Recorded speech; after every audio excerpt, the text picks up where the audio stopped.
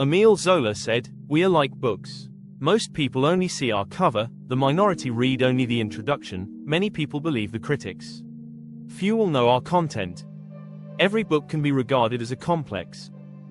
Its content is all about a central complex, the protagonist, and the clash of that central complex with a whole cast of satellite complexes, and especially the shadow complex, the antagonist.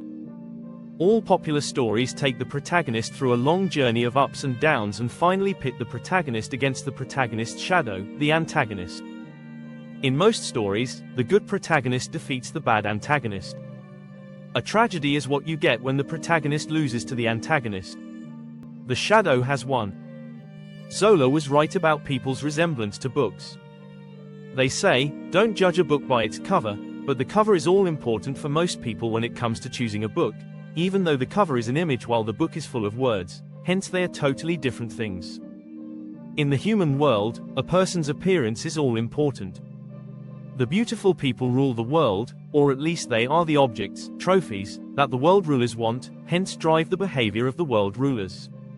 Just as a beautiful cover has no necessary connection to the content of a book, so the external beauty of a human being has no necessary connection to their internal beauty, or lack thereof.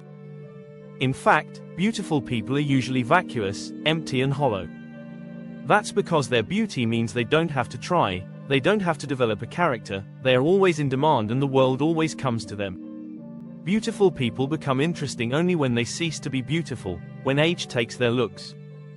What does a looker do when they have lost their looks? Their looks defined them, and they have nothing else to define them. They are the lost people. Most people reject most other people at the cover level. Only the beautiful people are universally of interest, but the beautiful people are usually only interested in other beautiful people, or rich people. If people get as far as other people's introduction, their behavior on first contact, they typically dismiss it after a few seconds. They don't like their voice, their accent, their mannerisms, their manners, their grammar, their perceived level of intelligence, and so on. People relate to you very fast, or don't relate to you at all even faster, and get rid of you as soon as they can. People are prone to believe your reputation, what others say about you, especially your critics, and frequently dismiss you on that basis. Most people subscribe to the fallacy concerned with the appeal to authority. Your critics are an authority, your reputation is an authority, and most people are programmed to obey authority. So, how many people are actually ever going to know you, the real you? Hardly anyone will ever know your deep content.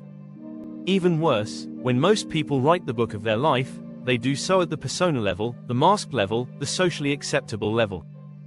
Even if people can be bothered to make it past the cover, the introduction and the critics and reach the actual meat of your book, they will probably encounter a fake you, a phony, a fraud, trying to appear different from who you actually are. How many people actually present an unfiltered, unvarnished, unedited version of themselves, showing the real person? Who is the real you? Do you even know? When a portrait painter was brought before England's King Slayer, the Lord Protector Oliver Cromwell, the man who engineered the execution of King Charles I, Cromwell had no interest in flattery, airbrushing and filters. He said to the painter, "I desire you would use all your skill to paint your picture truly like me, but remark all these roughnesses, pimples, warts and everything as you see me. Otherwise, I will never pay a farthing for it." Cromwell was the opposite of the Kardashians. The Kardashians sue you if you show them, warts and all. Hardly anyone in the world is authentic. There are few Cromwells. Will anyone ever get to know the real you? Will you yourself even achieve it? Who are you? Do you care? No wonder the ancient Greeks inscribed over the forecourt of Apollo's temple at Delphi the momentous words "Know thyself." Sadly, almost no one does.